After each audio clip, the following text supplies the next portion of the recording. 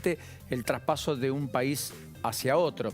Bueno, lo cierto es que está avanzando el proyecto de modernización. Esta es ya la maqueta del Paso Cardenal Zamoré del lado chileno. Está en un 50% de avance este proyecto de reposición, que habrá que después hacerle las obras complementarias de este lado de la cordillera en la Argentina. Y esto está generando ya cierta preocupación. Chile está avanzando, Argentina deberá hacer lo propio para que ese paso internacional no sea cortado casi sistemáticamente frente a la niebla y a la nieve en particular, y para que además tenga mayor capacidad para ese tráfico que efectivamente se ha incrementado y mucho en los últimos años. Tres ejes donde pararse con algunos números para pensar un poquito en la tarde, tomarnos solo un instante. Miren, primero, ¿con qué clima de época se va a votar en la Argentina? ¿Sobre qué marco de expectativas y de sentir popular o social se van a llevar adelante las elecciones? Hay una encuesta que cerró la Universidad de San Andrés hace pocas horas, que un poco demuestra dónde estamos. Miremos la primera placa, en una seguidilla de 4 placas para comprender un poco de qué se trata. 12% de los encuestados, solo 12%, están satisfechos con la marcha general de las cosas. O sea, 87% está insatisfecho. Bastante obvio, pero la estadística es harto elocuente. Mucho o nada satisfecho, 2 de cada 3. Nada satisfecho. No hay nada que lo satisfaga. 2 de cada 3 argentinos. Después miren la otra placa.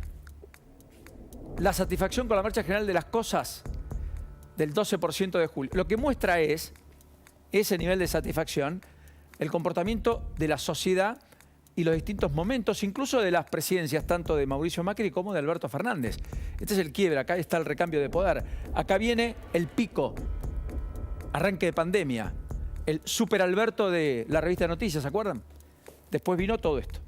Y fíjense que ha convivido escenario de elección 2021 y ahora el escenario de elección 2023 con un nivel de aceptabilidad muy menor.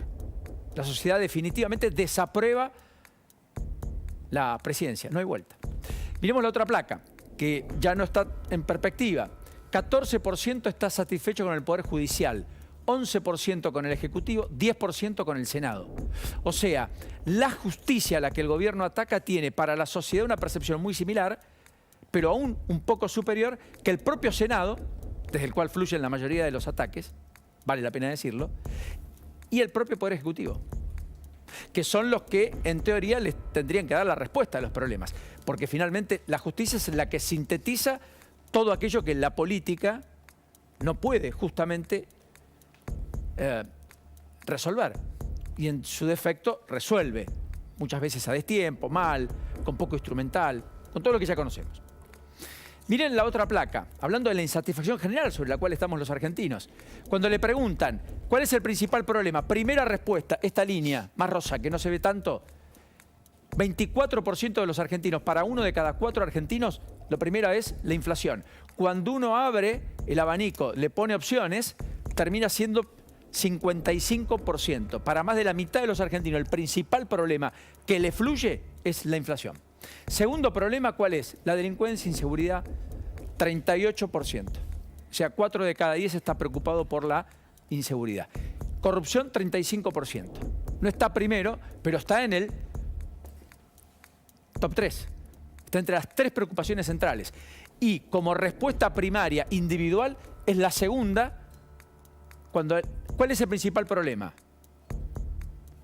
Primero dicen inflación. Otros, después en segundo término, en términos de volumen, de cantidad de personas, corrupción. Y recién tercero aparece el elemento inseguridad. Fíjense que obras públicas, transporte, la policía, acceso a la vivienda, salud, son preocupaciones acá, muy menores frente a la coyuntura. Lo que debería ser la preocupación central, porque son ejes temáticos profundos, estructurales, están subsumidos en la coyuntura, como el debate público en la Argentina. Miremos la otra placa, la última, de la Universidad de San Andrés. ¿Tiene que ver con qué? Con que en ese clima de época, a la Universidad de San Andrés, a los encuestadores en territorio, en todo el país, la gente le refirió que el voto lo va a decidir unos días antes o dentro del cuarto oscuro en un 20% de los casos. O sea, 2 de cada 10 argentinos dicen, mi voto lo resuelvo unos días antes o en el propio cuarto oscuro, casi el 9% de los ciudadanos.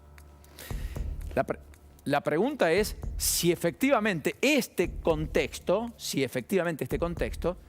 se va a dar o si va a ser la gente que se va a ausentar, porque directamente va a decidir no elegir, fijándose de todas maneras que ya muchos lo han elegido. Esto que está acá. Pero es interesante. Y miren este cuadro, la aprobación presidencial, que pasó del 24% al 17% en julio. Fíjense que Alberto Fernández tuvo una combinación exitosa. Más gente lo valoraba positivamente que negativamente. Esa curva tiende a invertirse a comienzo del 2021 y nunca más se recompone y las líneas son conducentes. Y el clima de época, insisto, es muy parecido a 2021. ¿Eso tendrá semejanza con el resultado final? Veremos, pero es probable. Así que, con la inflación en alza como preocupación y una presidencia desaprobada, la sociedad va a ir al cuarto oscuro. Veremos con qué decisión. Segundo hecho, hablando de la estructuralidad del problema, estas filas para conseguir empleo en algunos lugares son habituales cuando algo nos impacta. Ahora, tenemos que educar para el empleo, ¿no es cierto?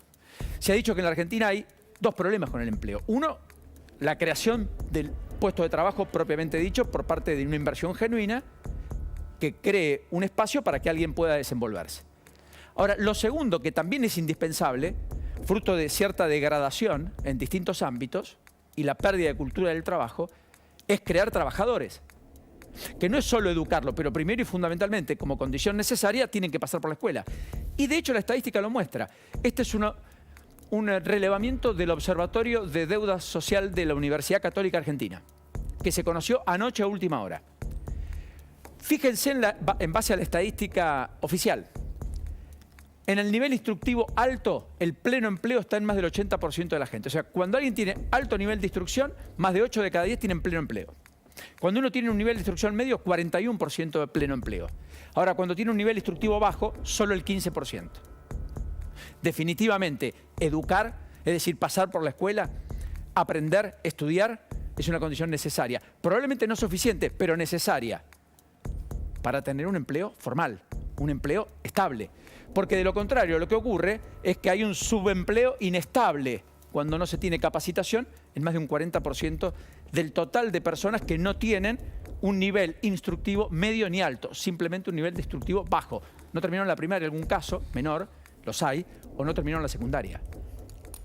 Y usted dice, ¿y son muchos? Y son, porque hay universalidad, pero muchas veces salen, o cuando terminan, no tienen un nivel de instructivo tampoco medio, porque no comprenden lo que leen o lo que ya conocemos. Así que acá hay que mirarlo, ¿eh? Para ir a lo profundo, la educación es central. Y el impacto es harto evidente. Y el tercer hito, o el tercer eje, es esta cosa que estamos acostumbrándonos a vivenciar, ¿no? Es la idea de una violencia que se dispara en medio de la ira con la que se transita la vida por múltiples sectores de la sociedad, en medio de el hartazgo que produce la situación y sin ejemplos para cambiar. Esto pasó en Merlo. Así atacaron a un concejal. Se encontraron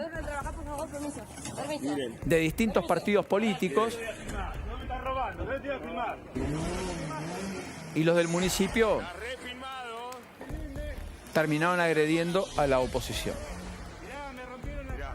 Miren lo que ocurrió en Jujuy, donde todavía se van multiplicando y se siguen multiplicando los cortes, y de lo cual vamos a hablar un ratito con Helio, por lo que está pasando ahora con una comitiva de diputados y senadores que está llegando a Jujuy, que ahora está en Salta y que va camino a Jujuy en las próximas horas. Escuchen el audio nada más para ser harto evidente. Esto se viralizó mucho, sucedió en las últimas 48 horas en medio de un corte. Un vecino toma cartas en el asunto. La gendarmería mira, ¿eh? No podés cortar. No podés cortar. No podés cortar nada.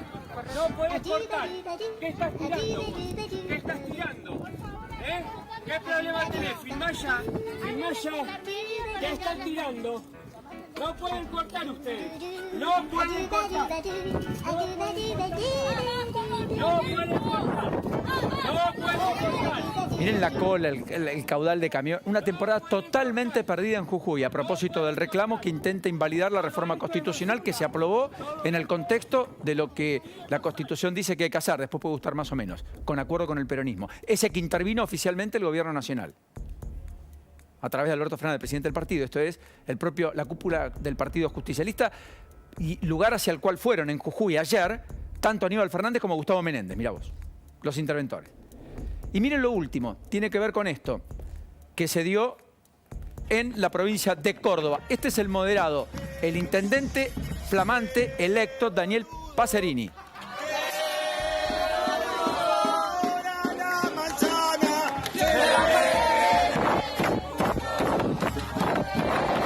Así festejaron. No es que él se sumó a los cánticos, él los propició. Poné de vuelta el arranque. Es el intendente electo en Córdoba capital después del éxito. ¡Qué boludo! La manzana!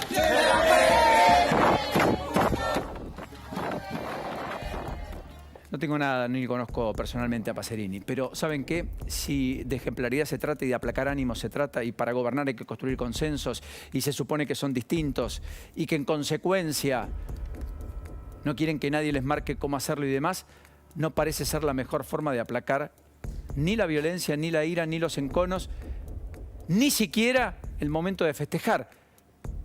Porque la verdad, tenía tanto para festejar que hacerlo de este modo, en algún punto, termina hablando de él. Una pena. Una pena. Bueno, y vamos a hablar